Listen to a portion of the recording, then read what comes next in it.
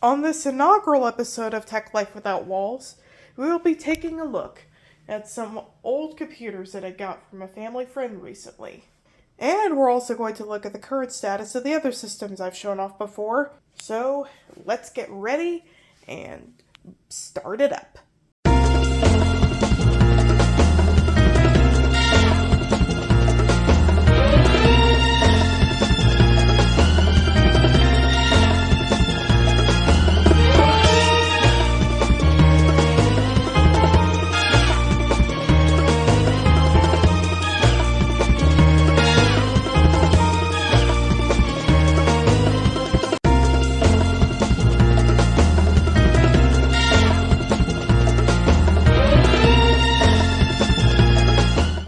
Hello everyone, and welcome to the pilot episode of a brand new series on this channel called Tech Life Without Walls.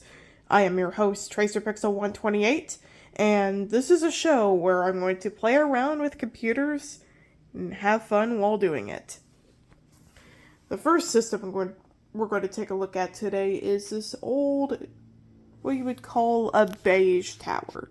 This has a DFI motherboard, and on the bottom it has a sticker for a company called Executone.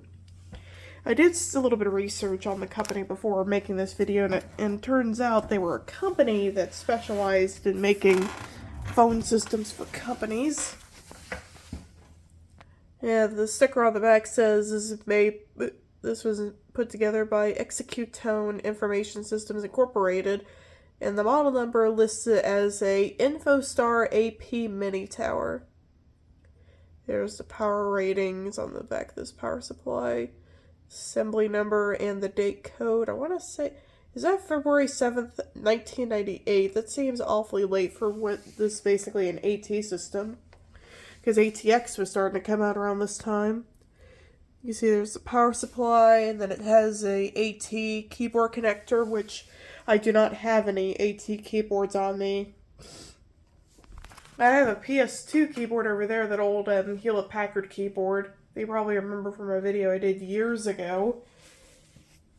I'll probably use with this. I'll have to find an adapter probably on eBay or something, as well as a USB to PS2 adapter, because it also has, I think it's a PS2 port for a mouse. Or maybe I could just get a serial adapter. If they make a USB to serial, I don't know. But you gotta do what you gotta do with what you have. So what I'm going to do is I'm going to plug this thing in and see if it turns on. Okay, I got everything hooked up, and let's see if it turns on, and hopefully it does not blow up.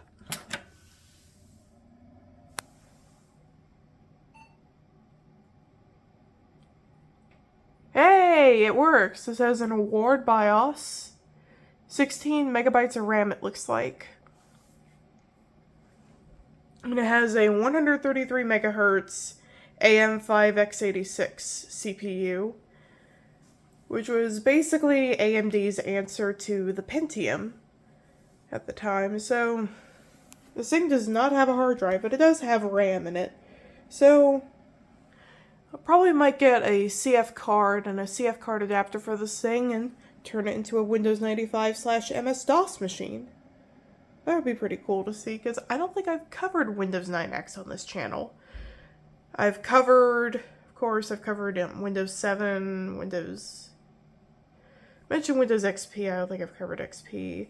Vista, of course. No, I'm not going to try to load Vista on this, no. This thing is way too old, obviously. This would probably make a decent Windows 95 machine. It works just fine. Let me see, how do I get in this setup? I'm trying to remember what. Yeah. Disk boot failure. Yeah, there's no hard drive on this thing. It does detect a floppy drive, but it does not detect any hard drives, because there isn't one, but I will fix that at a later date.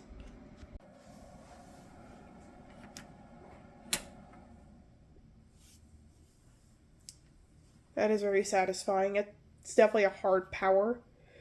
Never had an AT system up until now, so this would be pretty cool to play with.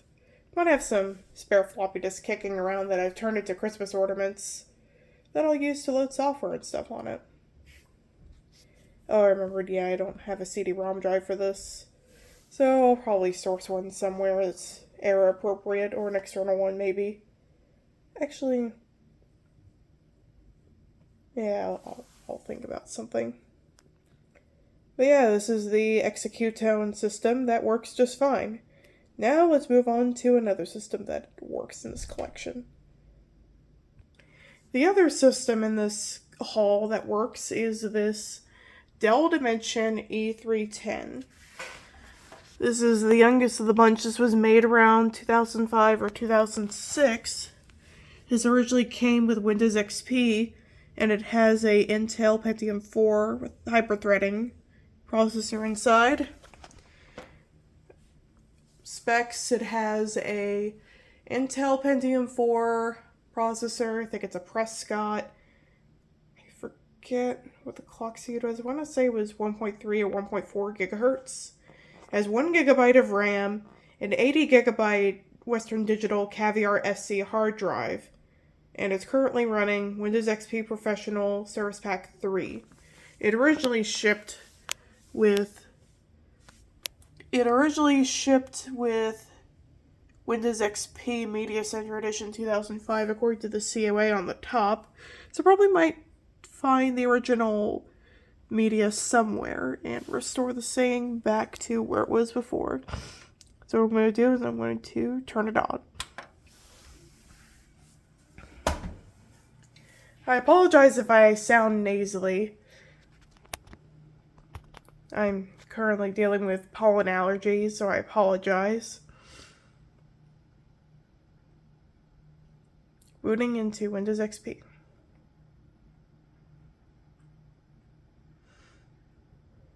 Fortunately, I don't have any speakers set up, so probably won't be able to hear the startup sound.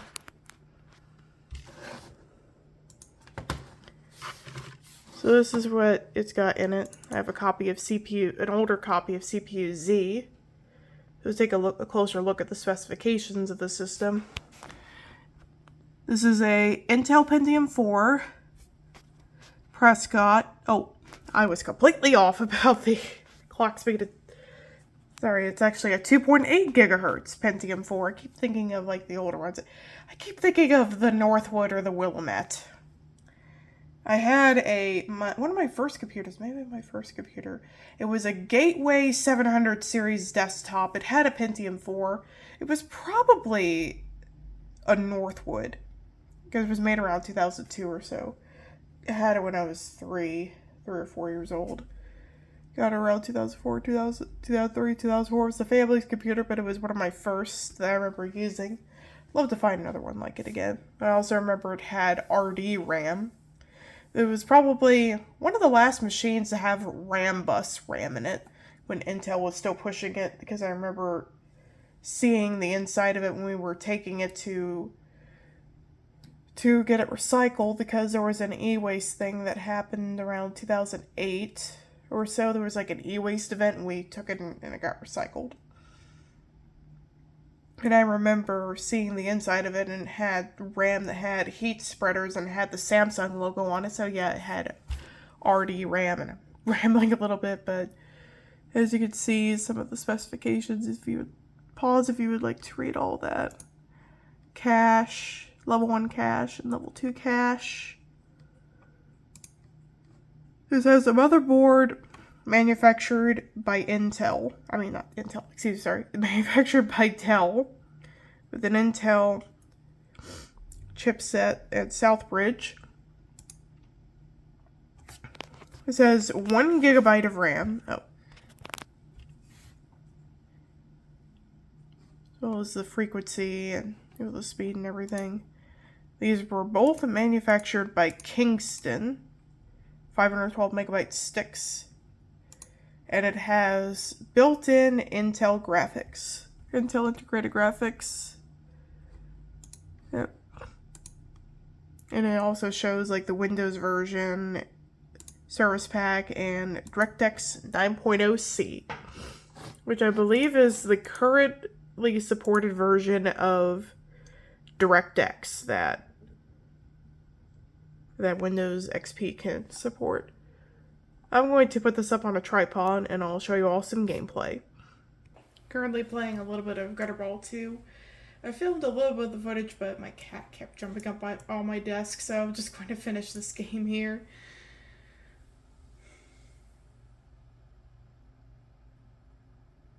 This is a game that was released back in 2004.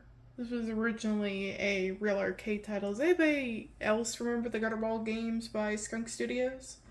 Let me know down in the comments. I would love to hear what you all think of it. What do you all think of them?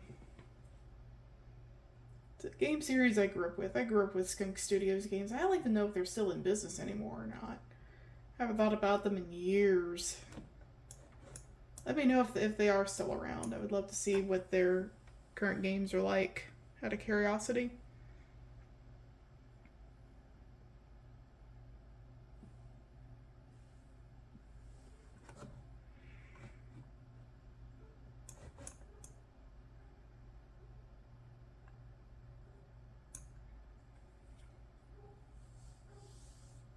Not doing too bad. Could have been better, but again, cats. I don't mind having a cat. It's just I'm trying to record and... But that's okay. Hey, I got a double!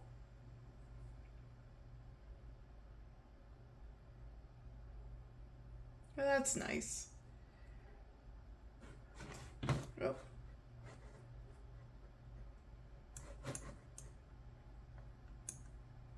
And I got a turkey! That's also nice.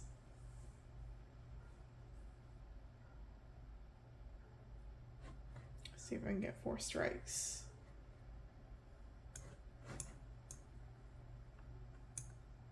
And I did! Yes! Scored a 208.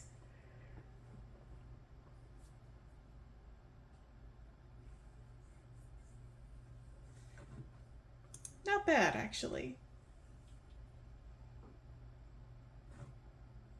Percentages could have been better, but that's okay. And that's the end of that. I also unlocked the other 2 alleys. I'll play that another time. Another game I'm going to play is Oni. This was developed by Bungie. Yes, of course, the people who made Halo also made this game. The PC version was published by a gathering of developers, while the PlayStation 2 version was published by Rockstar. Skip the intro a little bit here. What are the controls like? I'm just going to turn on the subtitles. Okay, now I'm going to continue where I left off.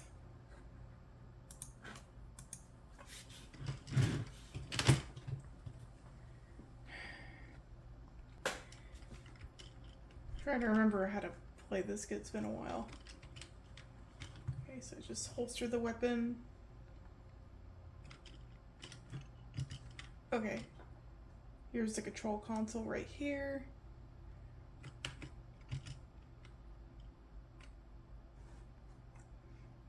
Manifest 3Y324G contains 6 crates that have been tagged with the usual trans-visual spectrum markers.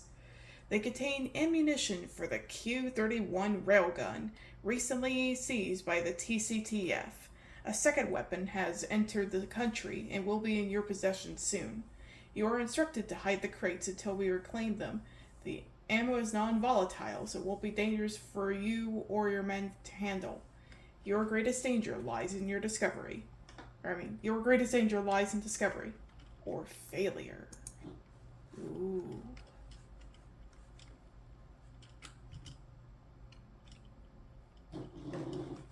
I think I just unlocked it. My cat decided to watch me play, by the way.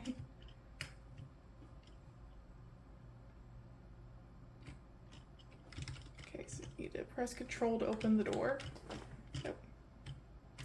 Getting used to the controls. Oh. Here we go.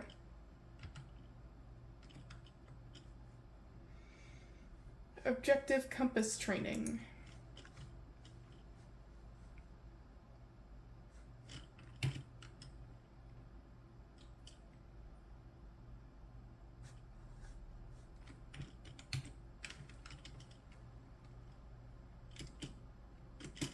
It's actually a really good game.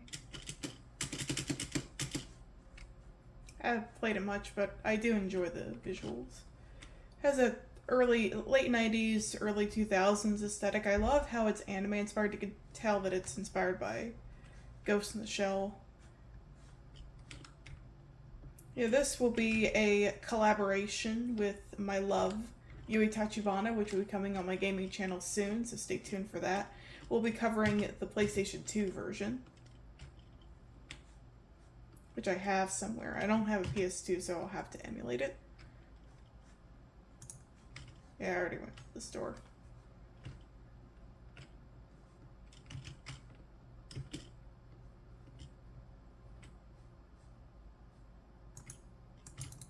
Trying to beat up the door.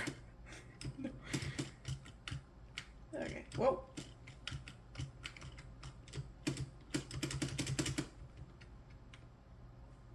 Just running around here looking for stuff to find.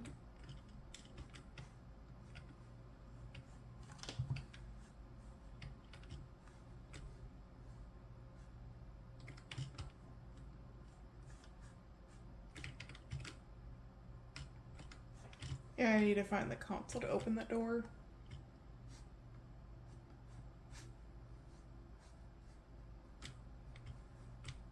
Playing this almost makes me want to rewatch Ghost in the Shell Standalone Complex. And I unlock both of those doors.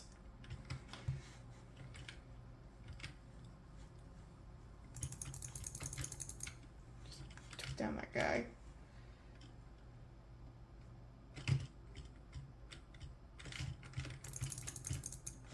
Ah, I just took... Whoa.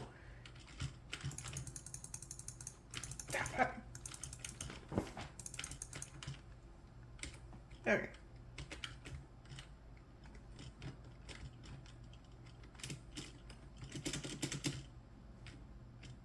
Still getting used to this, so forgive me.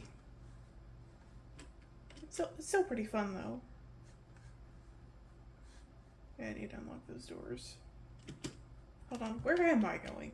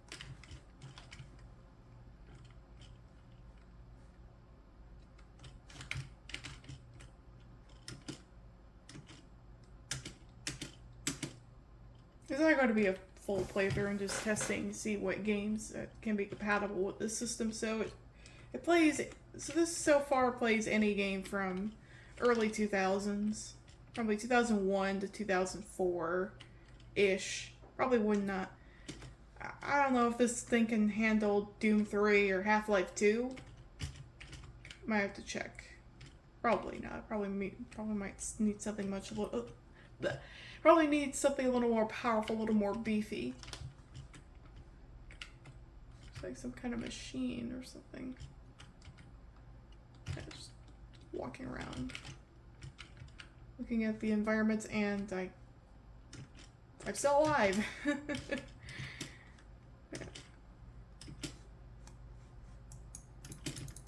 So stay tuned for the full video, the full review of Oni on my gaming channel, Daydream Tracer, with my love, Yui Tachibana, and a cat. So stay tuned for that. And of course, you can't have a computer without this game. Doom! I had to say it like like Miko, because I love being dramatic.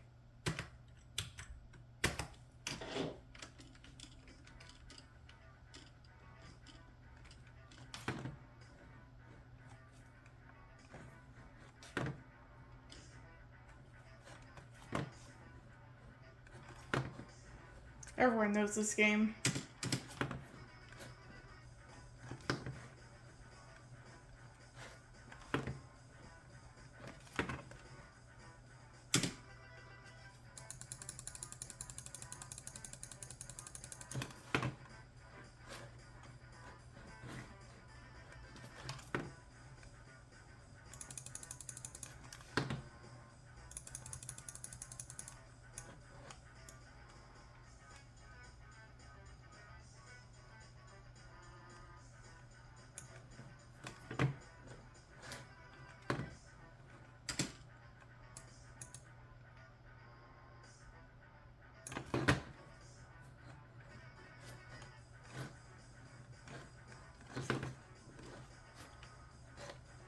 Doom runs on pretty much everything, of course. Of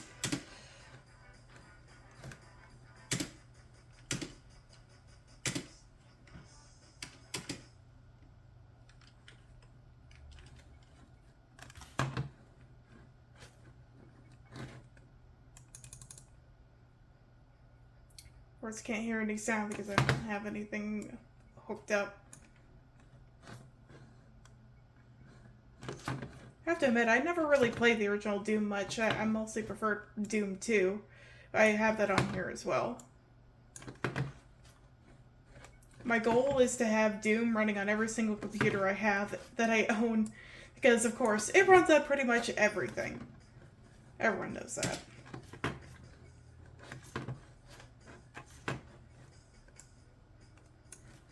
Let's get this key card.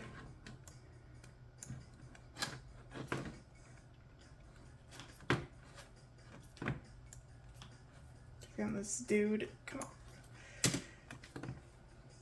Rah! Where am I going?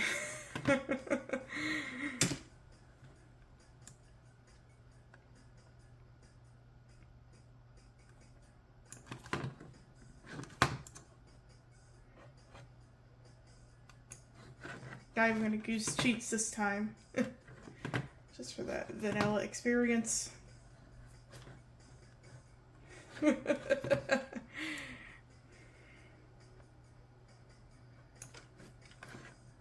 Come on, take down these imps.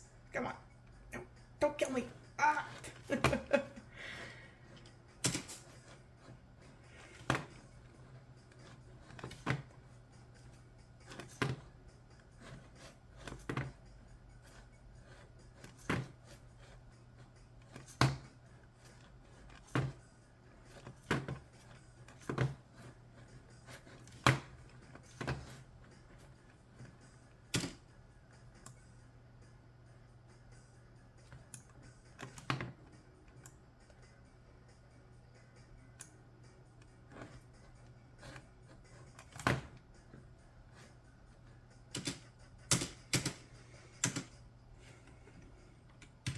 And of course, it's enough of that. Everyone knows about Doom. Just had to play it a little bit on this computer. Time to shut this thing down and look at the other systems that I have.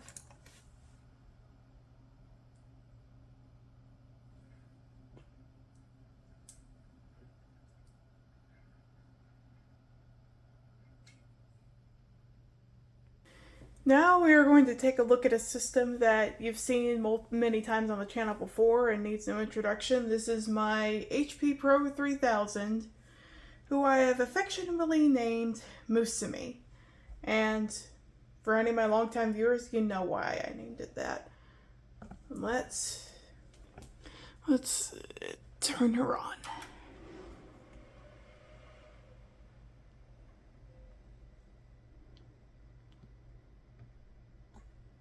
Zoom into the screen here.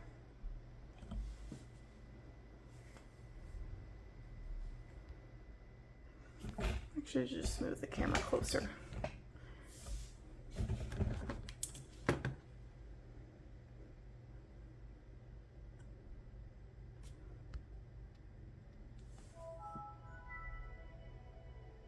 I always like that startup sound for Vista. So, let's sign in. Yeah, I don't know why I'm getting this error message.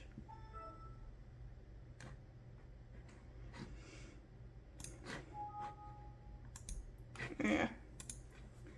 See what games do I have on here. I know I have a secondary hard drive in here that has like other games. That's not what I wanted to look at. Need to go to the computer. Do I don't have anything in documents?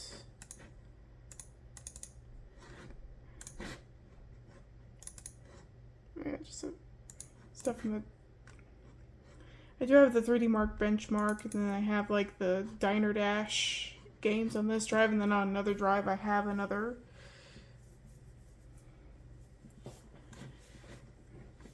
bunch of games.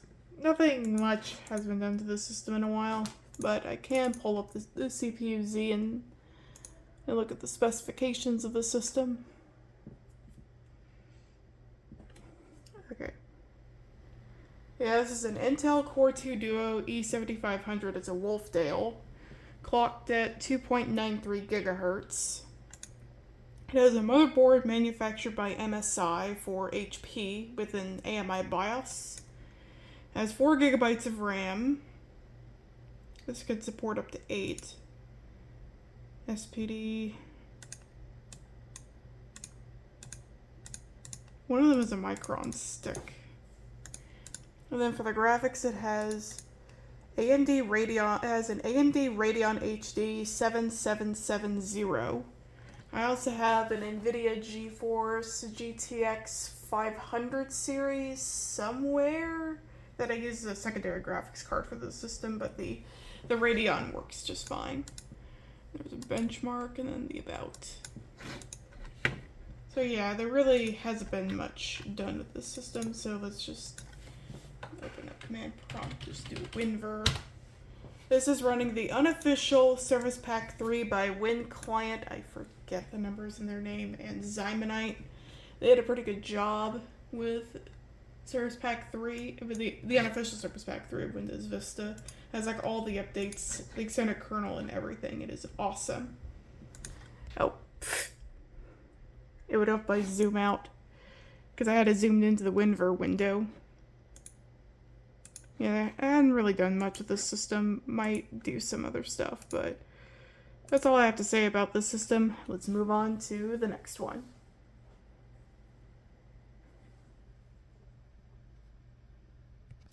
Here is a system that I have shown on the channel before previously, back in 2022.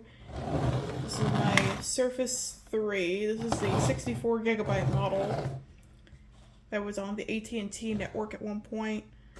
There's the power button and the volume button. Here's the power button. It's the start button. And underneath here is where you could put a keyboard. I do not have a keyboard for this anymore. I have to find it on eBay. And this has the SIM card tray. It's the kickstand right here. And then here's there's a mini display port if you want to hook it up to a monitor. There's a USB-A port, micro USB port, and a headphone jack. Camera on the back, and then underneath it is a SD card slot, and you see Microsoft and the AT&T logos. And this is currently running Windows 8.1. I reset it recently. This when we got it, it had 8.1 on it, but then we upgraded it to Windows 10, but now it's running Windows 8.1. So I'm going to go log in. Okay, here we go. We are on the desktop right now. Here's the start menu with all the apps. It has like the AT&T stuff on it because this is the AT&T model, of course. You have all the various apps. I remember Michael MJD took a look at the Surface RT, which was the very first Surface model released. I tried to put Windows 10 on it because there is a version of Windows 10 that could support the RT devices. You have the calendar, money, sports, Skype is on here, maps. Yeah, let's do Fresh Paint, which is a version of Paint that was for the Surface. It came out just before Paint 3D, so it's kind of a precursor to Paint 3D. Yeah, there's like different things you could do. I know some of the surfaces they had like a pen accessory.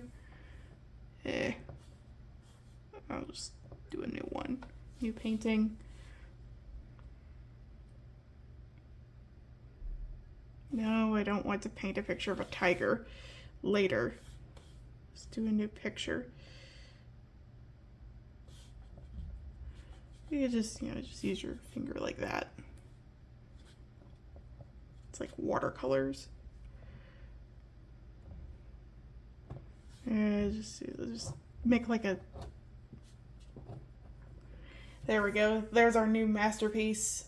Although it kind of looks like that 90s paper cup design. Yeah, just close that out. Just close that out. This is the default wallpaper. What's interesting about Windows 8.1 is that it's codenamed blue, but the default wallpaper's yellow. But there are some wallpapers that are blue. Yeah. That's all there is. It's on the screen here.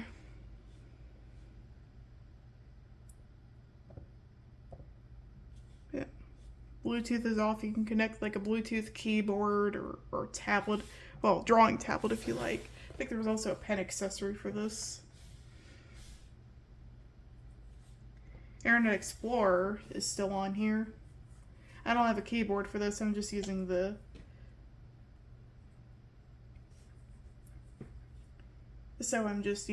touch screen. And it comes up with the Microsoft support for the Surface. Yeah, just close out of it. I'm not really used to Windows 8. I don't have much installed on this, so that's just all I have to show you. So I'm going to shut this thing down. Whoa! Hope I didn't break it. I didn't know if the kickstand could move like that. I thought I broke it for a second. No, I think it's designed to be like that. So close that for now. And that is my Surface 3. Probably might do more with this soon. I need to get a keyboard for it, probably check eBay. So now let's move on to the next system. And some quick thoughts about Windows 8 before I move on to the next system.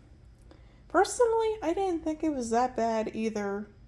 It takes some time to get used to it because of the start menu, but overall, it wasn't that bad of an OS. If you have any experiences with Windows 8 or Windows 8.1, let me know down in the comments. So I would be interested in reading that. And now let's actually move on to the next system for real. The next computer that I have is this. This is an Asus EP PC901. Does anybody remember these netbooks? My dad got this from PC Mall, I believe. They had it on there for $5 as a pricing error, but they honored it, and that's how you got this. This is an Intel Atom CPU. On the side, it has a Kensington lock, has a Ethernet port, USB 2.0 port, line in, headphones. This is just the bottom that has the battery and the plate that you take off to replace the SATA SSD. Here is a plastic piece where the SD card slot would be. 2 more USB ports, a VGA port, and the power port for the charger. Then you open it up, you have some of these multimedia buttons. This is a power button. Here's the keyboard, trackpad, which the trackpad and the keyboard do not work on here anymore. Here's the screen, and it has what's the megapixels on this? 1.3 megapixel webcam. This has the same resolution as the Nintendo DSi, which was released around the same time this netbook was new. See, does this thing still have a charge? It's deader than a doornail. Last time I checked, this ran Ubuntu, so might do another look at this system another time if anyone's interested. I already did a video on it as well as another video updating this, but it's just a quick look at the EPC901 that I currently have. I miss netbooks, by the way. They were pretty cool little devices, but tablets pretty much killed them. But it would be nice to see them return in this form factor because they're so cute. They're like cute little laptops. Certainly better than Chromebooks that we have nowadays. Chromebooks are just glorified netbooks, but you could do more with a netbook than a Chromebook is. All a Chromebook is, to be blunt with you all, is nothing more than just e-waste fodder. That's all it is. Because once Google pulls support for it, you can't do anything with it anymore, thus making it e-waste. So that's a rant for another day. Let's move on.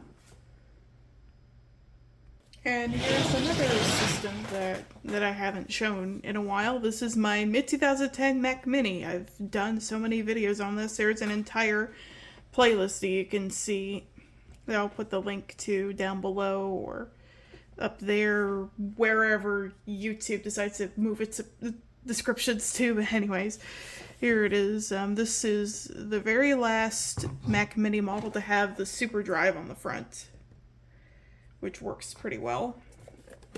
And on the back, you see here's the power button. Here's the power plug, which uses the same plug that the Dreamcast does. Ethernet, Firewire, I think it's Firewire 400. HDMI, mini display port, 4 USB ports, line in, headphones, SD card slot, and this is a vent. And what you can do is, I'm going to position the camera down. So just take this off. Hold on. You can take this off. And this currently has 8 gigabytes of RAM installed. This is the fan. And let me tell you, this originally came with I think it was a 320 gigabyte Toshiba hard drive, which also came in Dell laptops around this time. And I replaced it with a 500 gigabyte Samsung SSD. And this stick of RAM right here was actually pulled from an old bare bones Zotac PC that we used as a router running pfSense, and that died. So I just used the parts for it in other machines. The SSD is in another system. One of the sticks of RAM I have laying around, or maybe I put it in another system and then I put the other stick of RAM in here. Well, let me tell you, I followed a tutorial on iFixit's website, and it is a nightmare to take these things apart because of Apple being Apple. It uses so many different types of screws and not just standard Torx. There was also hex screws, and make sure you didn't pull anything. You had to take this apart. You had to take this apart, this apart. It's a nightmare to take apart. I've only taken this thing apart once, and that was just to get to the hard drive. It is a nightmare to work in these things. It's just a not a glorified MacBook. It just has similar hardware to a MacBook, but Apple being Apple, it's just a bit of a nightmare to work with. But anyways, we're just going to put the lid back on, and let's plug this thing in and turn it on. Nothing against Apple. It's just, I don't like their engineering sometimes, but I understand why they don't want to make it user serviceable, but at the same time, it's unfortunate. Since the power cord is too short, I decided to put it on top of most of me for now, so let's see if this thing still works.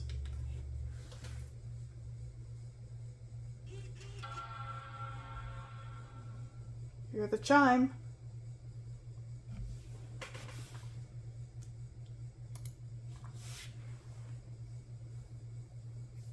Let me rearrange the keyboard and the mouse. Here it is. It's currently running macOS Mojave using DOS Dude 1's patcher. Let's see if I remember.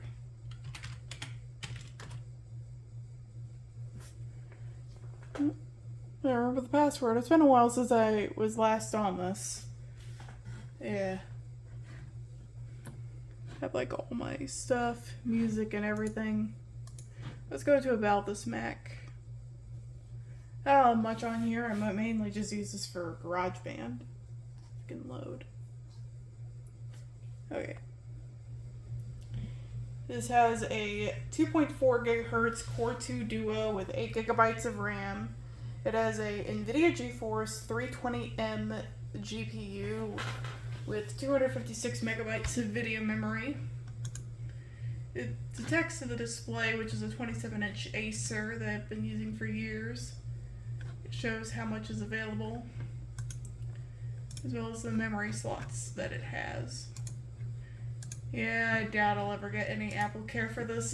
This thing's been out of date. I purchased this from Mac of All Trades back in 2019 for $100. But what I mainly use this device for is, of course, GarageBand, because yes, I have a SoundCloud, and I haven't released much music lately. And I forgot I had coconut battery on here because I had a couple of iOS devices. Some of the applications that I have. There's chess on here. I have Python on here. I forgot why I had Python. Probably using it for something. Siri's on here, of course. And no, I'm not going to do any AI videos again. For obvious reasons, because I'm not into that anymore. I haven't really put much on here. I mainly just use this for making music. But it works pretty well. I remember putting Catalina on here, which you all probably remember that video. It's one of my most viewed videos where I was able to put Catalina on this thing. I wonder if I could put like the latest version of macOS on this thing. What was it again? Was it Ventura Monterey? I don't know. I haven't caught up with the newer versions of macOS in a while. If you could let me know in the comments, that would be great, because I'm not much of a Mac person. If any of you who are watching are, and that's fine. Everyone has their own personal preferences when it comes to computers. And Macs are actually very useful for audio editing, video editing. It's why they became popular in the first place. Because, stuff like Photoshop and Final Cut, even the early versions of Adobe Premiere, all of them started out on the Mac. Even PowerPoint was a Macintosh application. And then Microsoft bought it, and then it was ported to DOS and eventually Windows. Of course, everyone knows that, but yeah, there really isn't much to talk about this thing. I have Firefox instead of Safari because Safari started to act up. I have the mail application, screenshots. I have LibreOffice version. What version of LibreOffice do I have on here? I have to check. Yeah, a little bit of an older version. This is LibreOffice 7.4.2.3.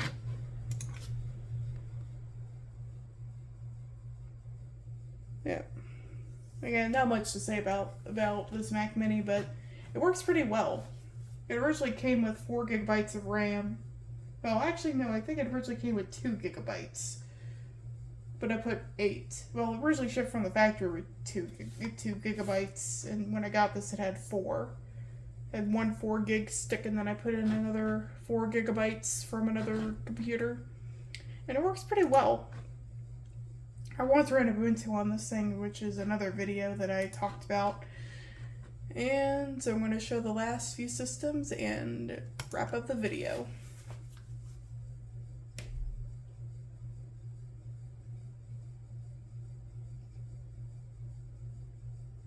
Here is one of the Huawei mini PCs. I don't think this is the exact one I showed because I'm not sure what happened to that one.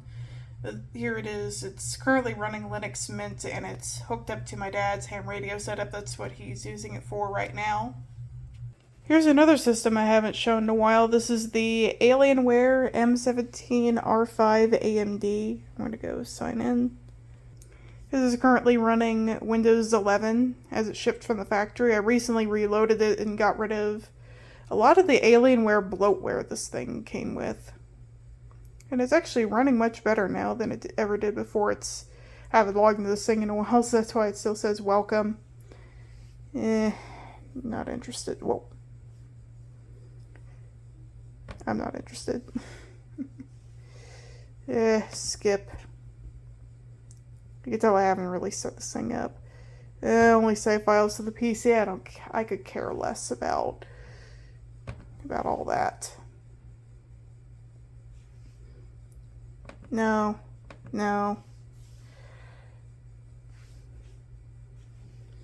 Not interested. There we go. Just as a default wallpaper for now. And then I'll pull up the specs real quick. This has a AMD Ryzen 9 6900HX with Radeon graphics clocked at 3.3 gigahertz. Has 64 gigabytes of RAM. It originally shipped with 16. And it's running Windows 11 Home. As for the graphics that it has, I know it has NVIDIA graphics of some kind. I think it's an NVIDIA GeForce RTX 3080 is what this thing comes with, and it's very powerful. This is probably the most powerful computer that we have in the house. So I'm just going to shut this thing down for now and move on to another system that we have. Here's another system that we have. This was my old gaming PC turned server. It's currently running Ubuntu. It's out of commission at the moment. Very dirty, very dusty, but it still works just fine. Could use a bit of an upgrade though. Not much to say about this as it's currently offline. And that's the end for now. I hope you all enjoy the pilot episode of my new series, Tech Life Without Walls, and there's Abby. And more episodes will be coming within the next few weeks, so stay tuned and let me know down in the comments what your favorite system that I showed in the video was, and let me know if there's any suggestions for future episodes and what games I could cover in the next episodes, like what games can I play. So I hope you all stay tuned and cheers, loves! Magnetics. The magic of magnetics is the power of magnetics. You better get your build on, cause the thriller is on. Go on and click it, gotta stick it, gotta trick it all out. Magnetics. The magic of magnetics is the power of magnetics. Go and stack if you can hack it, take it, hang it, spin it, clang it. First you break it, then you break it, you can build it again. The magic of magnetics is the power of magnetics. Got invisible ability to magnet base, and then for so away the throw goes in your magnet case. Magnetics. Magna Case comes with Magna Base and everything you see here.